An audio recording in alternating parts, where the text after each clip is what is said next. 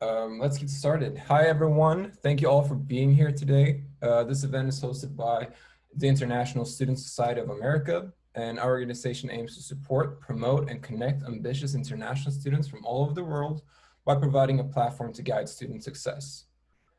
This event is being recorded and will be available on demand.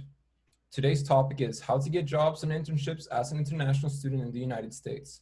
We have Brianna here to share tips and tricks she wishes she had as an international student going into the American workplace. Thank you so much for being here. We kindly request you stay on mute during the webinar. In the end, we'll make time for a quick Q&A. With that being said, Brianna, I'll let you get started. Yeah, sure. Thanks, Max. So, hi everyone. My name is Brianna Plowright, and I'm really happy to be here to, share some of the experiences that I had and share some of the tips that I wish that I knew when I first started out. So, yeah. So a little bit about me is that I'm from Kingston, Jamaica, and I have a bachelor's in supply chain management from Howard University. I actually recently graduated from Howard last year, December, so December 2019 grad. So I graduated a bit early. So I was supposed to have like a ceremony in May. So I was one of the COVID-19 graduates that, everything got messed up. So, I'm currently a supply chain planner at Microsoft on Azure, which is Microsoft's cloud. And I've had multiple internship opportunities and interviewing opportunities, as well as offers from many different companies. Um, so I just want to jump right into the content so that we have a lot of time for Q&A. So, using LinkedIn as a tool. So one thing I want to say is that, LinkedIn has really helped me to search for jobs and so on. So it's a very powerful platform, in my opinion, and there are many groups and communities that you can join to gain insight into, what to do, what to gain, expertise and try and find jobs. So I remember in 2017, when I first joined LinkedIn, I decided to join like some supply chain groups and some international student groups. At the time, they weren't very active, so I decided to create like an international student unite group on LinkedIn as well. It quickly gained a lot of traction, a lot of people joined and stuff, but I wasn't able to maintain it as much because I was always doing something and trying to, stay afloat with school and so on. But, for the most part, those groups really helped me and really taught me a lot of information that I wish I had known like months before, but I was happy that, they actually gave me some insight. So one thing is that, using these groups, sometimes you're going to come across people who can serve as your mentors. So, they can help you with just finding jobs or internships, knowing the different companies to target. They might even have experience in interviewing and stuff like that. So it's just a great community building thing to join. And there are a couple of them on LinkedIn right now. So, Microsoft has a university recruiting group. I'm not sure how many people know that, but there are over 36,000 members in that group. And every day there are, different people posting their resumes and posting their, their application stories in there. And there are also recruiters in those groups and hiring managers who are definitely seeing those resumes and information. And it has helped so many people to gain, access to some of these hiring managers. And it has also helped them with just the application process overall.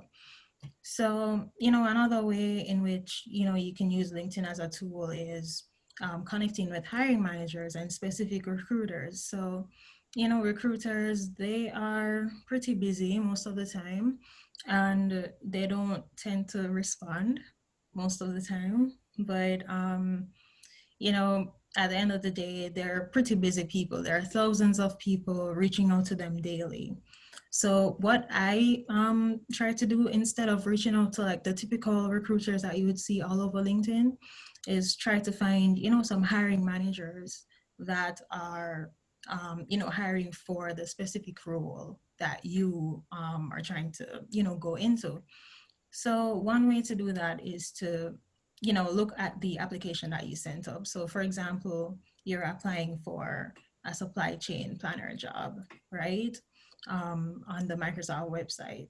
So instead of going on LinkedIn and searching for a typical recruiter and reaching out to them, what I would do is search for like a supply chain planner at Microsoft.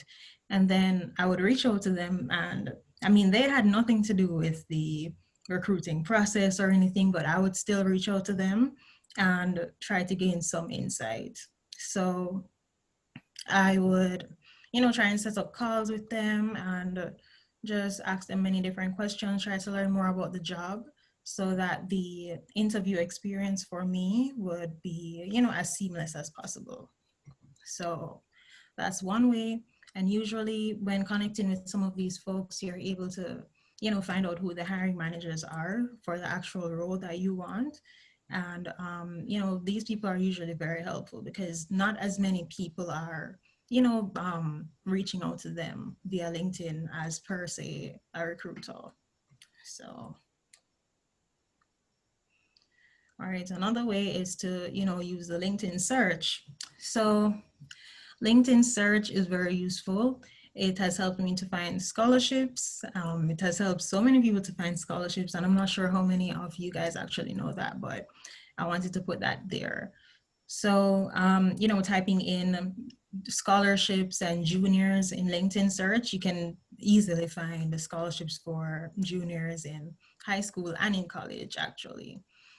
So, there's no difference with job opportunities. You can search for job opportunities in LinkedIn search. So, you just put the hiring hashtag, you usually find many opportunities would probably come up, and you can filter those opportunities by adding more keywords.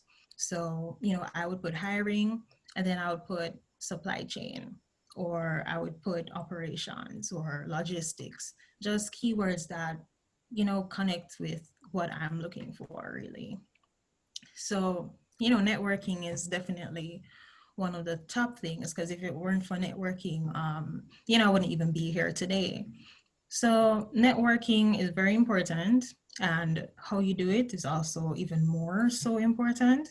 So many times I would get LinkedIn messages with just hi or how are you or stuff like that. I mean, I do respond to them, but the conversation doesn't really go anywhere. So, trying to find like a mutual interest with the person usually helps a lot. I think there was a time 2 weeks ago or so when someone reached out to me and they started telling me about their entrepreneurship experience. And we ended up having like a full-blown conversation just about entrepreneurship. So, trying to find that mutual ground and just communicating with the person, that really helps a lot. So another thing that I usually recommend is asking for referrals. So referrals work differently at different companies, right? So at Microsoft, we have a referral system, but thousands of people get referred daily. So, the effectiveness of it is still, in question, but it works for some people. At companies like Amazon, I think, I heard that once you get referred, you just skip right into a phone screen. So that's also good to know. There are many other companies with the same agenda where, you just submit a referral and you basically skip the first resume screen stage. So for those of you who might not know, a referral is a candidate recommendation by an employee of a company. So I've done many referrals for folks since I've joined Microsoft. I mean, once you ask me, I will literally do it. So, I would prefer to have a phone conversation with you first because my reputation is on the line. Many of your connections are probably willing to give you referrals, but it's how you ask for it. So I've had people, reach out and say, hey, refer me for this position. And you cannot come from a place of entitlement when asking for the referrals. You have to, you know, um, be very cordial about it. Try to establish the connection first, as expressed before, and then work into asking them for the referral. So as I said before, establishing the relationship first, because you can learn a lot from the connection. Like, there are people out there who have tried to connect with me first and talk with me first. They're not even supply chain or anything, but after speaking with me, they end up learning a lot about Microsoft supply chain. And then, afterwards they will just be like, oh, can you refer me? And then I would definitely refer them because I had a good conversation with them. So, that's one thing to really make note of. In terms of engaging with your connection, sometimes people won't reply. And most times people won't reply, because I've had those situations where, I've been interviewing and there are so many different people that I've reached out to and none of them replied. However, I would try to engage by asking them about recent events or things that I think they would be concerned with. So, checking out their profile, looking through their activities a little kind of helps too. So, one thing that I like to talk about is, new inventions or stock price when I was trying to grab someone's attention. Most people at some of these companies, they care about new inventions and stock prices because they usually have, like huge, not really huge, but quite a significant share in the business. And, once you bring up something like stock price or inventions or things that would drive the stock price up or down, they're willing to learn more, they're willing to engage. So, let's try to establish a dialogue with something that you think they might be interested in, and then ask them for 15 minutes of their time. But try to not push, um, the whole phone conversation too much, because sometimes, people would ask to have a phone conversation within, the next couple of days. And that's kind of like a rush to me. I would say to, suggest a time frame within 2 to 3 weeks from now, and then, tell them about a slot that would be free for you, and ask you if ask them if they would be free at that time too. So I'm pretty sure a lot of how to structure a resume, but I personally have seen so many resumes that aren't really that up to scratch. So I try to include this in there as well. So this is like the template, the standard template that I use, right? And I actually learned about this template from Howard.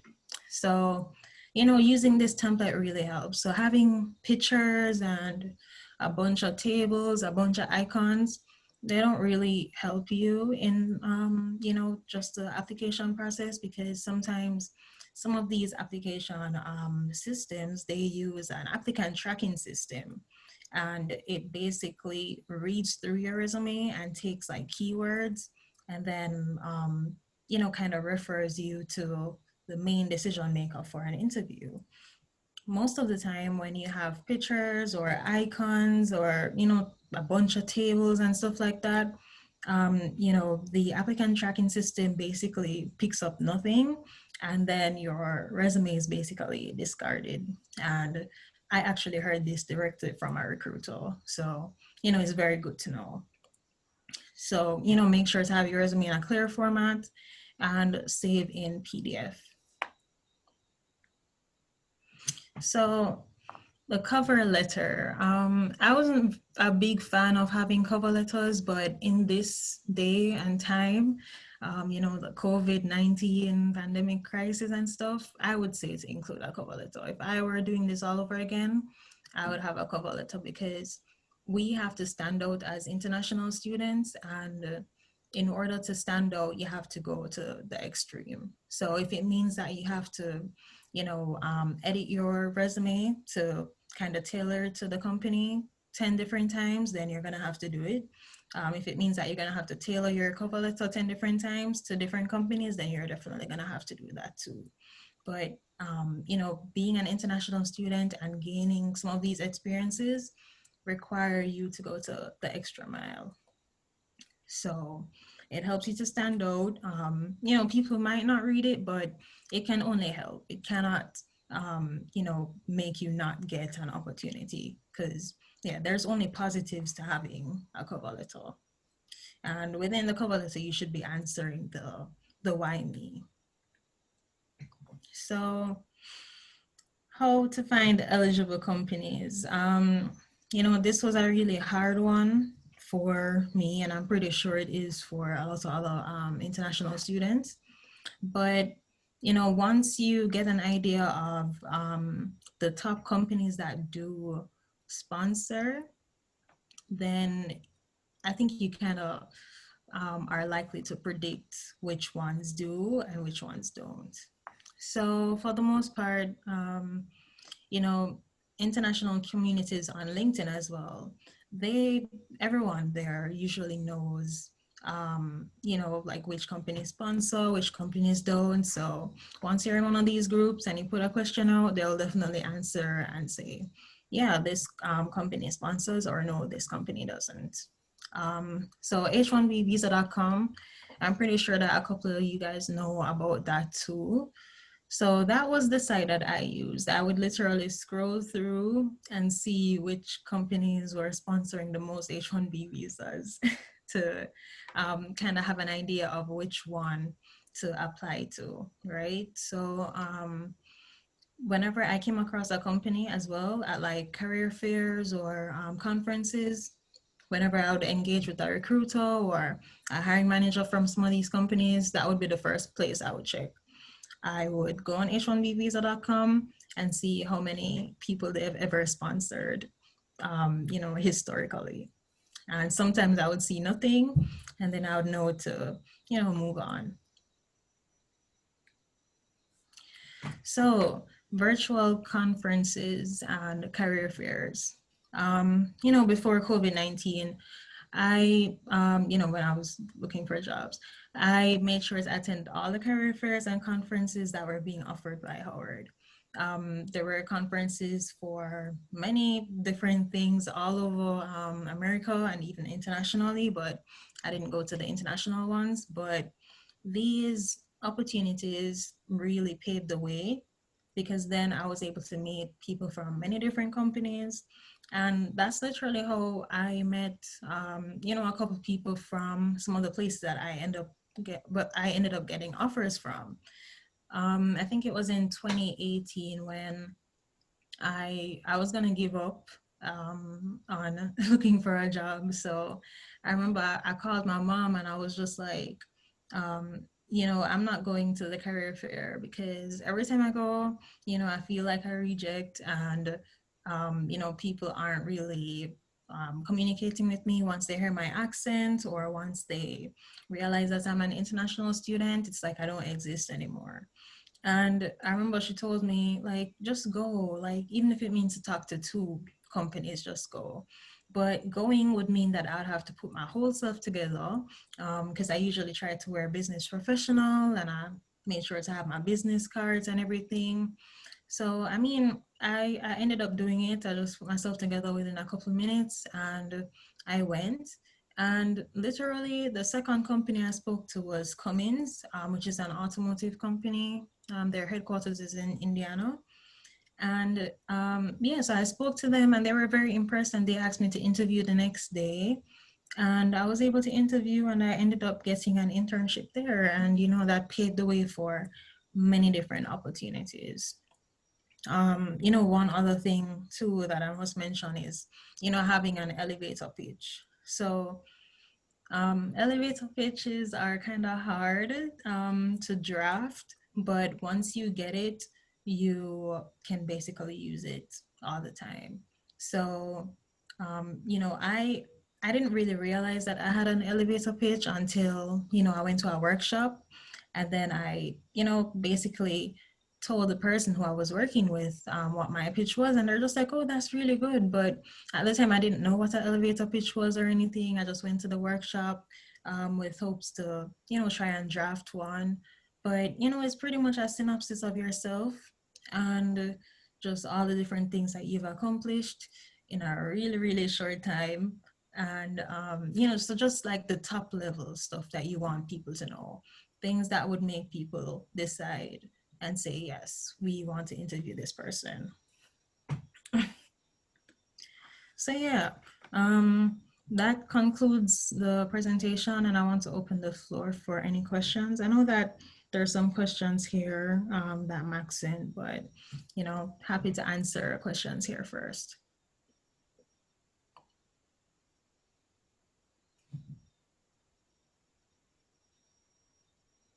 If you don't mind me asking, you mentioned you got multiple offers during the job stage or the internship stage. And so just clarification on that. And then also, how many was it, if you don't mind? Yeah, so in the internship stage, I did get about 3 different or 4 different internship opportunities where I only ended up doing 3. And for full time, I actually interned with Microsoft the year before I graduated. So, well, not the year before, but the summer before I graduated. So I graduated in December 2019, and I did the internship last year, the summer of 2019 as well.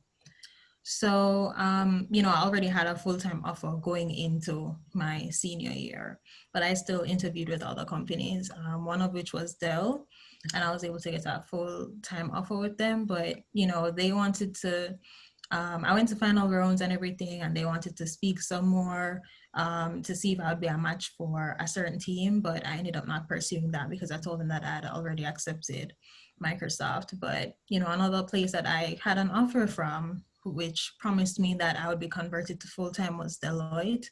And, I ended up not pursuing that as well. I ended up going with Microsoft. So yeah, those are a couple of them. But, in my first year, I interned with Corpius, which was a housing solutions company. And yeah, the second year I interned with Cummins, and I also got a return offer from them to come back for another internship, which could have been converted to full-time.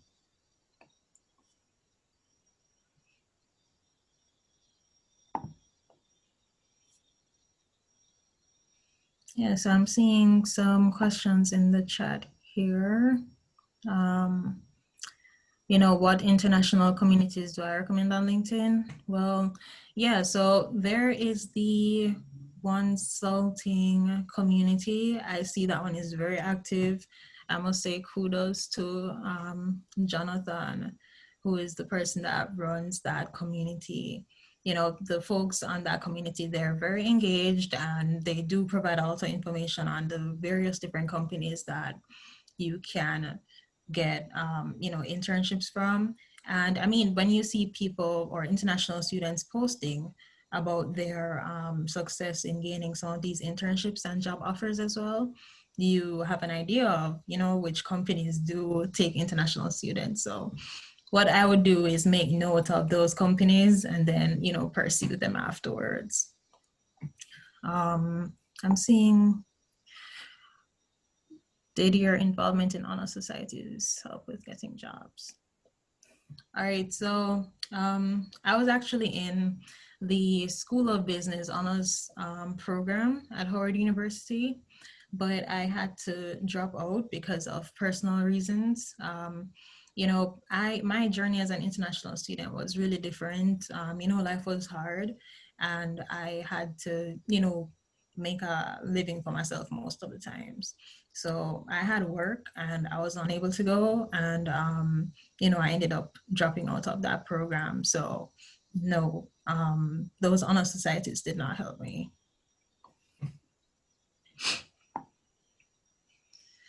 I'm seeing, as an international student, would you recommend working during your studies on CPT or after you graduate on OPT? Yes, well, it depends on what you want, right? So if you want to stay here in the US, then I would highly recommend working or doing an internship during the CPT and working full-time on OPT, because that's the way that you can potentially get sponsored to remain in the US for an additional amount of time.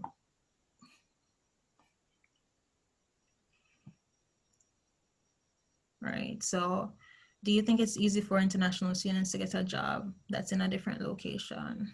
Um, I don't think it's easy, but I think it's possible because I've always been able to get job opportunities in different locations. Because I mean, I was in DC, so Howard University is in DC, and I was able to get a job opportunity in Indiana, all the way here in Seattle. I'm currently in Seattle right now. And yeah, I just took up my bags and left all the time. So yeah, once you communicate that, you really like, being, um, once you communicate that you really like change, then I'm pretty sure they won't have a problem with that. So I'm seeing another question. Can I, as an international student, work on a co-op program or rotational programs? Yes, you can. I have several friends who work on co-op programs and rotational programs here in the US. You just have to make sure that consult with your international student office and tell them about, just what you're up to, and make sure you fill out the proper paperwork. But I know that CPT is 12 months long, but you'll also have access to pre-completion OPT. This is for all the STEM students, by the way. So you have access to pre-completion OPT, which allows you to take some time out of your OPT to work, during your studies. I have a question too. I read from some of the pre-submitted questions here, and this one I think is really good. What are some of the aspects international students need to pay attention to more than a national student when looking for a job or internship? Yeah, sure. So one thing I usually paid attention to was the industry, right? Because the industries really vary. So for example, with this COVID pandemic, right?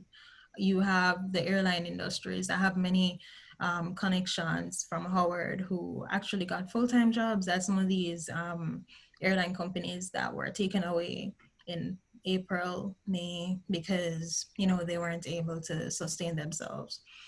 But these people, most of them were actually citizens, so they were able to move on to a different company, move on to a different industry or something, while some of the international students were left behind. So as an international student, I usually pay attention to the industry, the likelihood of getting sponsored. So getting sponsored means, attaining H-1B visa, which is a work visa.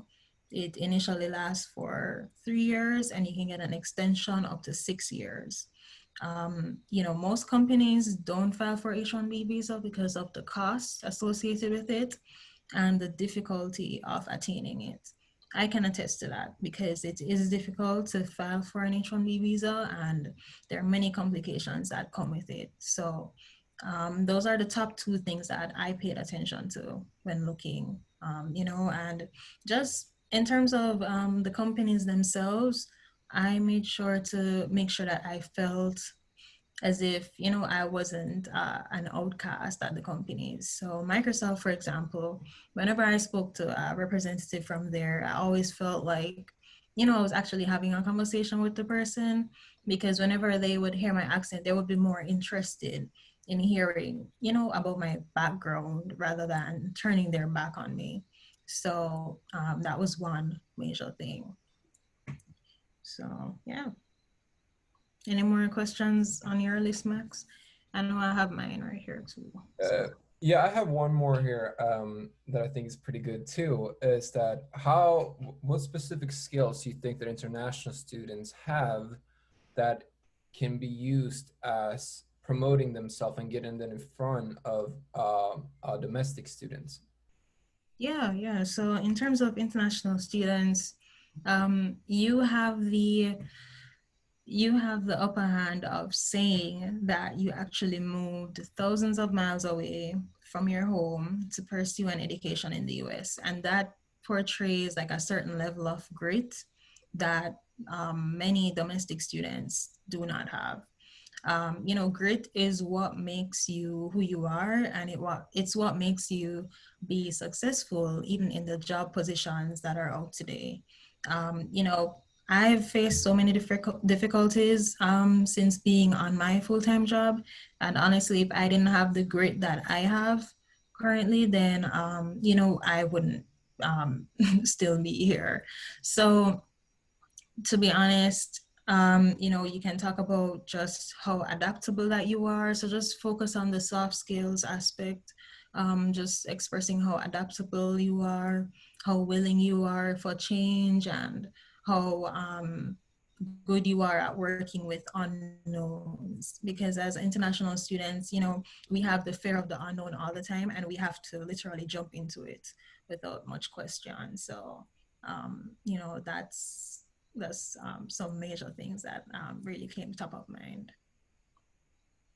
Awesome. Thank you so much. hmm I'm seeing a question here, but I'm trying to understand, what it's saying. Undergraduate degree required. Does that mean if I'm a graduate student, should not apply? Yes, I think you're able to apply because it's just saying that undergraduate degree required. So, the minimum requirement is an undergrad degree. Um, that's what I think. Hi, Okay. my name is Samantha, and I just want to ask, if you don't have to answer this, it's kind of personal. If I may ask, are you on OPT right now? And how's the experience for you?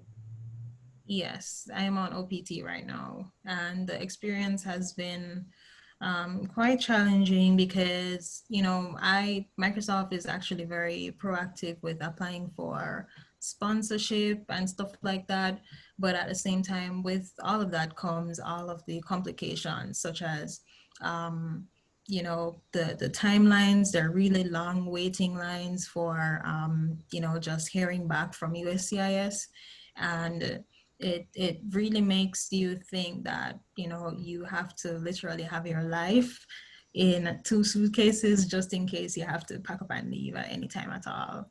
So I know so many people that actually had to leave the US because they don't have the proper requirements in terms of visas and so on. But another thing I forgot to mention is, paying attention to companies who actually will support you in cases like that. I actually have a friend who worked at Converse in Boston, and he actually had to leave the US, and he ended up working in Amsterdam at Converse. So, they're still like trying to file for the paperwork and stuff like that here in the US, but they were very supportive of him. And I know that Microsoft is supportive as well because their backup plan is Vancouver in Canada. So yeah. Right. I'm seeing how are the probabilities that an international student gets an OPT without any work experience in the US?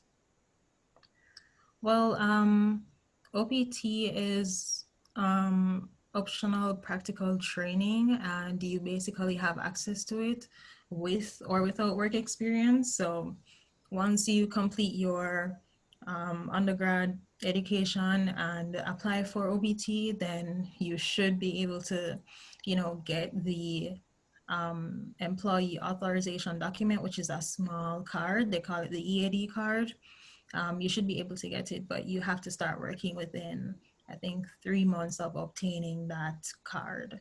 So you can get the OPT very easily. It just takes a long time sometimes because of the USCIS current wait times. So I'm seeing, is it possible to apply for an OPT just with an associate degree? If your school is, like invested in the CPT, OPT stuff and you're an international student here, I'm not sure where you're obtaining your associate degree. Maybe it's a community college, but once you're here as an international student, you should have access to CPT and OPT just in case you need it. So you can check with your International Student Service Office because they're the ones that can advise the best on stuff like this.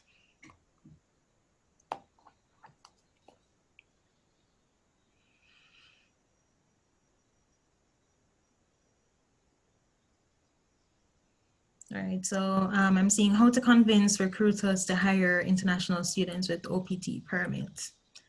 So one thing that, I know many people say is that, you can tell them that, okay, I don't need sponsorship right now, because remember that OPT can last up to 36 months for students who are actually STEM graduates, and most international students, in my opinion, I think are STEM graduates. I wasn't considered STEM, so I only have 12 months of OPT. But, telling these recruiters that, hey, I actually have 36 months of OPT time, which is 3 years. I am able to work here for 3 years until I get everything sorted out. So that's one way to do it. And, they're likely very receptive of information like that because, 3 years is a pretty good enough time frame.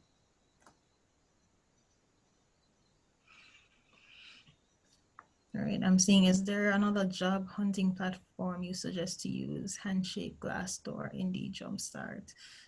Those are pretty much like the top ones. I know that some people use MLT, but MLT, there were some international students that were able to gain access into that and some weren't.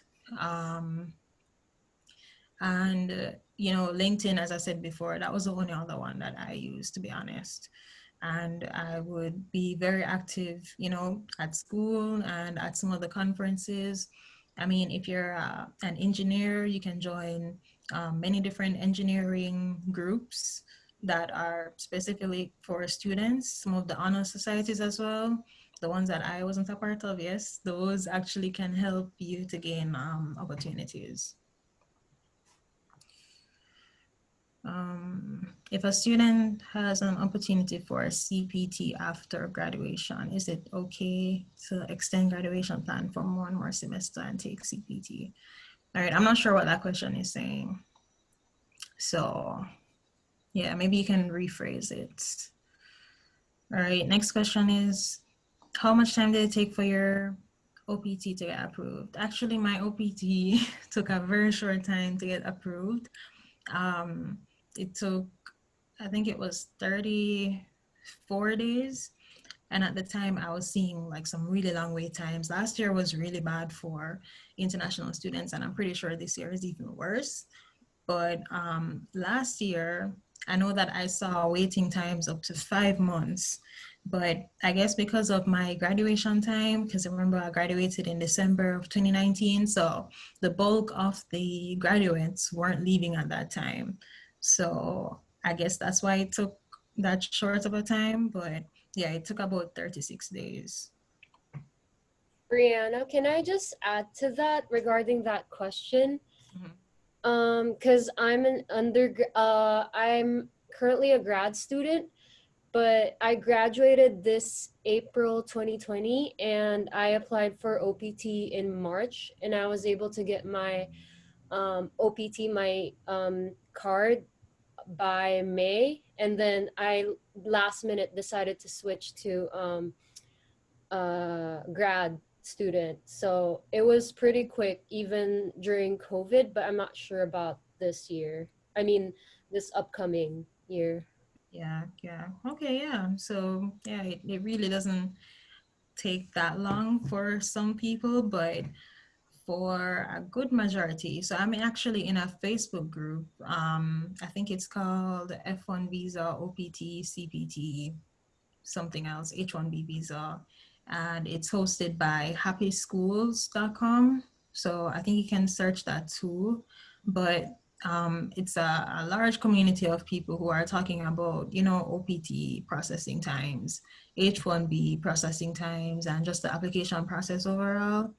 And last year, I saw a lot of horror stories, so I made sure to apply, the 90 days before I graduated. So it's recommended that you apply on time and, just apply on time so that you don't lose any of your OPT time, waiting for the actual card.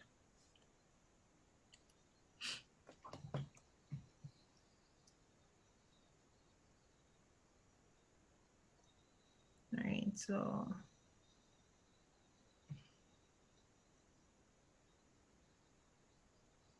All right, I'm seeing most questions about standing out.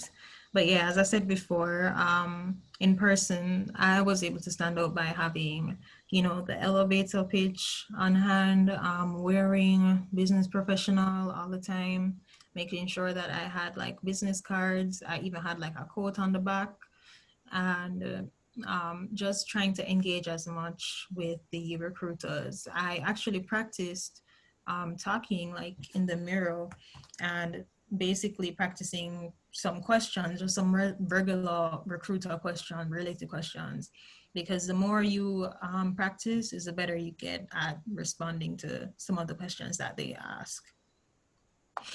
So yeah, how can you stand out in a virtual setting? So that's one major thing. Standing out in a virtual setting is very important and very difficult given COVID. So, I would recommend, most of these platforms, for example, Grace Hopper Conference, they were supposed to have their career fair online, but, they had technical difficulties, so they weren't able to do that. But in order to stand out online, I was seeing that a lot of people were connecting with some of the people on the Grace Hopper Conference platform on LinkedIn, setting up, coffee chats and stuff like that. So just engaging and trying to network with the person on a personal level. So, even before the actual event, if you have the opportunity of knowing the name of the person who's going to be hosting, or, just knowing who's going to be there and stuff like that, you can definitely stand out by reaching out to them before the event and letting them know who you are and telling them that you're very excited and you're looking forward to them speaking. So, that's definitely one way to stand out in a virtual setting. People appreciate that a lot. And yeah, I've heard many good reviews just about doing that. So it really helps apparently. So I would recommend it.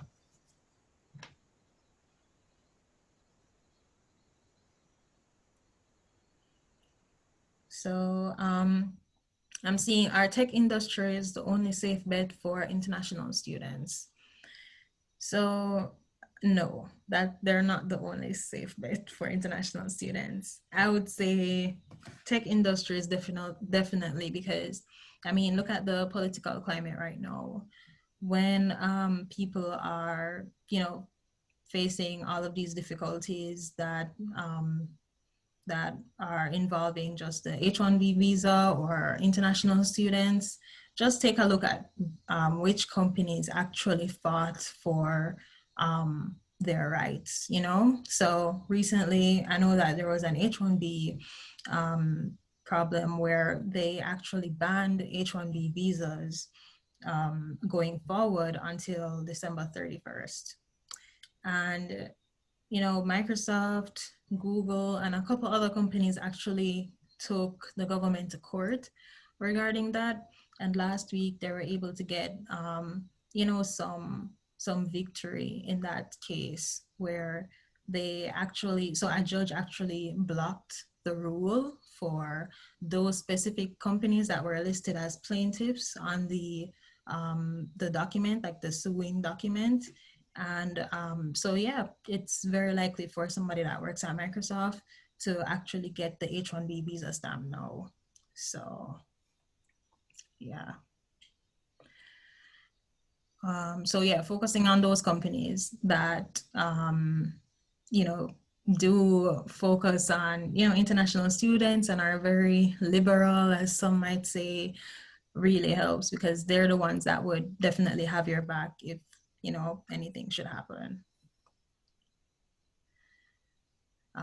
So as the person said before, tech industries, accounting industries, the banking industries, manufacturing industries, companies that like have headquarters around the world. I usually focus on those two.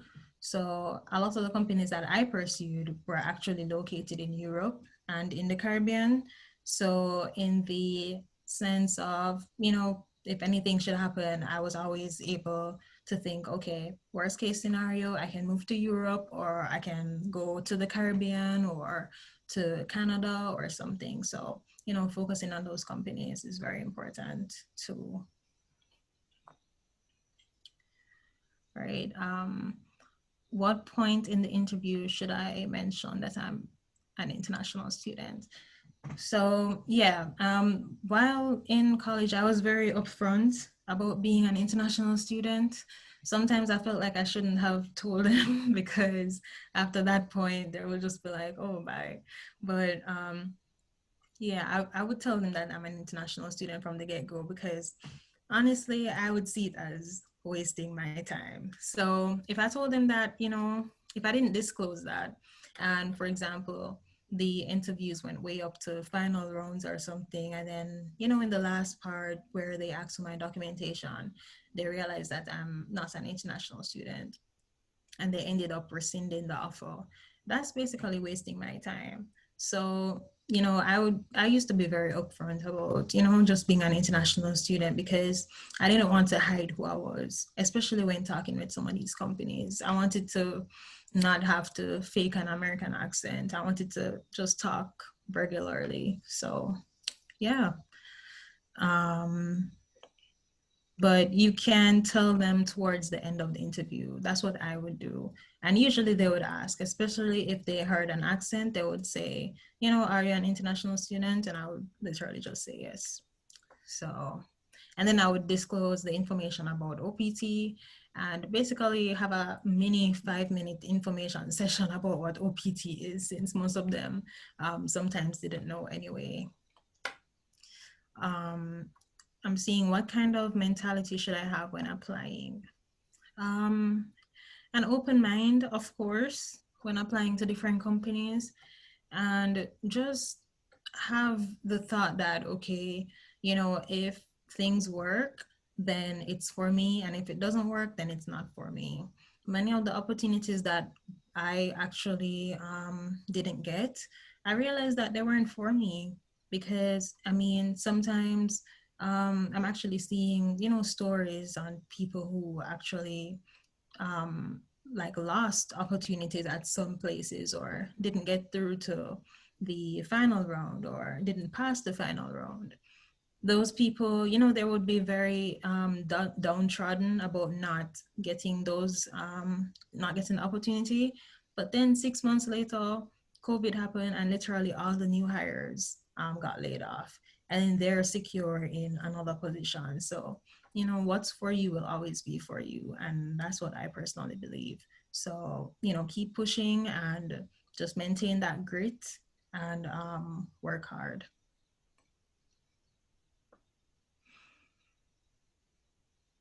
So I'm seeing, in your experience, have you seen a lot of international students getting a job, or is more the ones who have to leave the country? Yes, I've seen a lot of international students getting a job. There are probably two of them on the call right now, I'm not sure. But international students do get opportunities. And honestly, you just have to have the grit. You just have to be patient and keep pushing, because The opportunities are out there, the companies are out there that actually want to help you and actually want to hire you because one, they know that international students, have a great work ethic. So, they usually want to take on as much international students as possible. So, I mean, trying to find those companies, that's another task in itself. But yes, international students do get jobs a lot here. Not having work experience, I mean, that's another conversation in itself, but you can make up for not having work experience. I have friends who weren't able to, gain internships and stuff like that, especially because of COVID, but they were able to join, some fellowships because there are a couple of fellowships that probably concern your major that are available virtually, and being able to join those fellowships, I mean, it's usually free. Being able to join them and get some experience and connecting or networking with people from different industries or different companies, that is very beneficial as well. So, try to make up for not having work experience by engaging in stuff like that.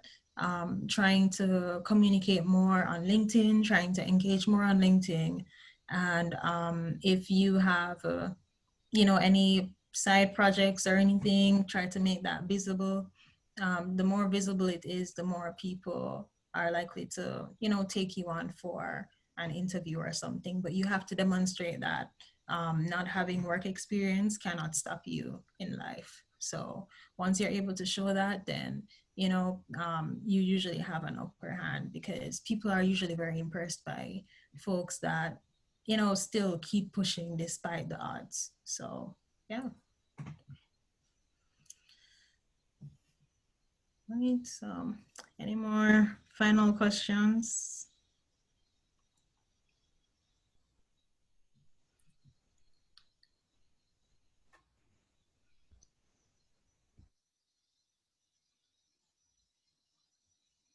Yes, that's true. I saw Sakar say certifications are good if you don't have work experience. So yeah, I actually pursued certifications a lot when I was looking for a job, because I worked, like I had like a um, work study program thing at the library, and the library was pretty quiet, so I was able to do work on that. But having those certifications really help, and you can find which ones are applicable to you and your major by just a simple Google search. So for example, supply chain, you have project management, you have program management, you have Lean Six Sigma, operations management, Scrum, and all those different things. And people at different companies are very impressed by those. Also, having some data analytics skill set really helps too. So if you're able to take courses in R programming, Power BI, Tableau, all those different data analytics courses, they are, I would really, really recommend them because they are very useful in the workplace, and most companies right now are trying to have dashboards that can visualize their data sets. So, doing stuff like that can really help you right now, and I would really recommend them. It's free most of the time. I think Udemy has the courses for probably $10.99. LinkedIn Learning is free for some people, and Coursera has like a free trial as well. So yeah, you should try doing that too.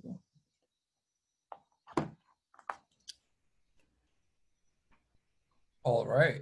Yeah, thank you so much for presenting. We have one more question.